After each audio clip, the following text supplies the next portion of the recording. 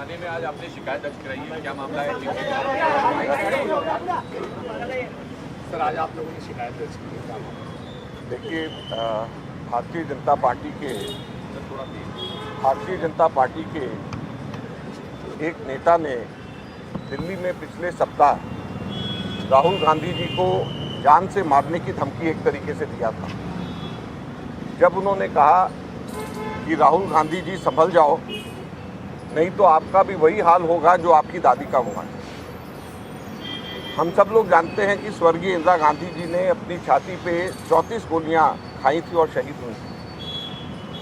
हम सब लोग जानते हैं कि राहुल गांधी जी के पिता, जिन्होंने शांति वार्ता शुरुआत करी, इस वजह से उनके जिस्म के चीथड़े उड़ा दिए गए। आप उस व्यक्ति को, जिसके परिवार में, जिसके पिता ने, जिसकी दादी ने शहादत देश के लिए दी, आप उनके बारे में ऐसा कहते हो कि आप संभल जाओ, आप बोलो मत कुछ भी, नहीं तो आपका भी वही हाल होगा जो आपकी दादी का हुआ है। भारत के अंदर राजनीति इससे ज़्यादा निचले स्तर पे नहीं गिर सकती।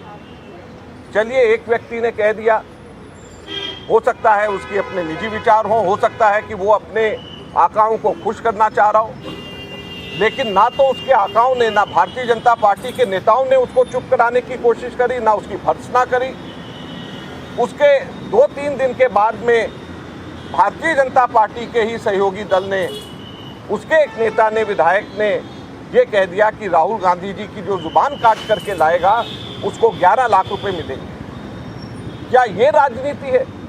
आपको जिसकी बात पसंद नहीं, आपको जिसकी आवाज़ पसंद नहीं, आपको इसलिए उसकी बात पसंद नहीं, इसलिए उसकी आवाज़ पसंद नहीं क्योंकि वो अक़लियत की बात करते हैं, माइनॉरिटीज़ की बात करते हैं, दलितों की बात करते हैं, पिछड़े वर्गों की बात करते हैं, मजदूरों की बात करते हैं, संविधान को बचाने की मांग करते हैं, इसलिए आप कहते हैं कि उनकी जुबान काट लेगा जो उसको 11 लाख मिलेंगे।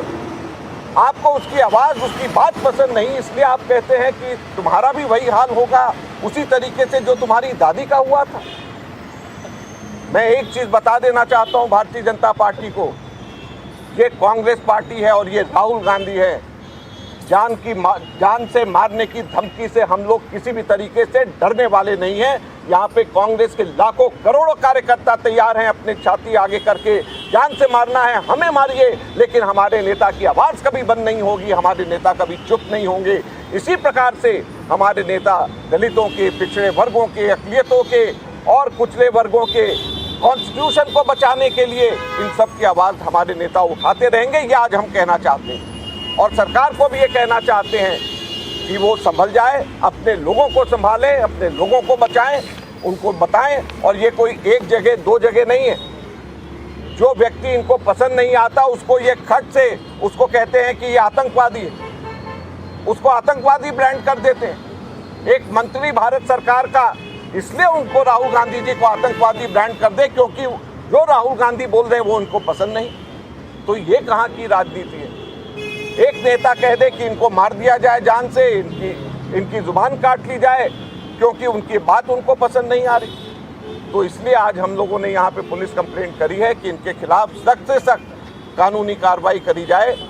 आज सरे चौराहे पे बीच में पब्लिक मीटिंग के अंदर अगर कोई व्यक्ति ये कहे कि इनका वही हाल होगा जो इनकी दादी का है, मैं समझता हूँ कि इससे ज़्यादा बड़ा सीधे के सीधे जान से मारने की धमकी कानूनन तौर के ऊपर नहीं हो सकती। इसलिए हम पुलिस को कह रहे हैं कि इस पर कार्रवाई होनी चाहिए और इनके ऊपर एक्शन लिया जाना चाहिए। के खिलाफ मुकदमा दर्ज करने की आपने शिकायत की, नाम बता दीजिए। हम लोगों ने एनेक्सेस दिए हैं और 4 लोगों के खिलाफ में, जैसे मैंने कहा कि दिल्ली के अंदर एक उनके पूर्व दिल्ली के जो विधायक हैं, भारतीय जनता पार्टी के नेता, शिवसेना के जो महाराष्ट्र के विधायक हैं जो भारतीय जनता पार्टी के समर्थक हैं, उनके बारे में, केंद्र सरकार के अंदर पंजाब से पहले और अब राजस्थान से आए हुए सांसद मंत्री हैं उनके बारे में, और एक यूपी से मिनिस्टर हैं जिन्होंने परसों उन्होंने भी राहुल जी के खिलाफ में बोला है।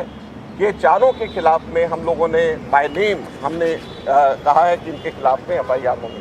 कल कांग्रेस अध्यक्ष ने चिट्ठी भी ली है प्रधानमंत्री से, इससे पहले आप लोग लगातार इस बात को उठा रहे हैं, तब से अब तक बीजेपी की ना टॉप लीडरशिप से कोई बयान आया है, ना ही गृह मंत्रालय इसके सामने अब पूरा मामला बनता है, ऐसी बातों का नहीं आया, तो चुप्पी को कैसे देखते हैं? सर इसमें एक सवाल और कनेक्ट है।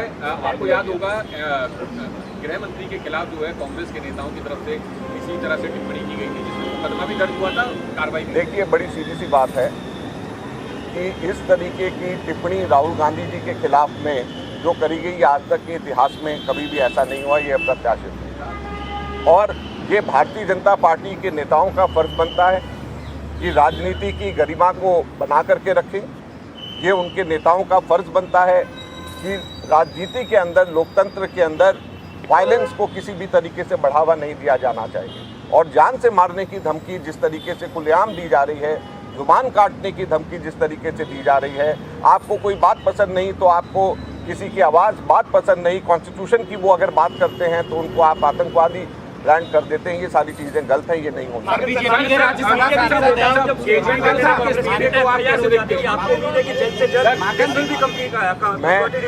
मैं ये उम्मीद करता हूँ कि FIR होगी, और उससे भी ज़्यादा मैं ये उम्मीद करता हूँ कि भारतीय जनता पार्टी अपने नेताओं पे लगाम कसेगी।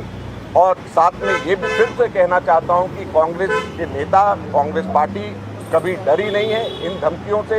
हम सब के सब लोग तैयार हैं अपनी जान को देने के लिए, और किसी भी तरीके से हम लोग चुप नहीं रहेंगे। हम लोग हिंदुस्तान में दलितों के, पिछड़े वर्गों के, अक़लियतों के और संविधान को बचाने की आवाज़ हम उठाते हैं।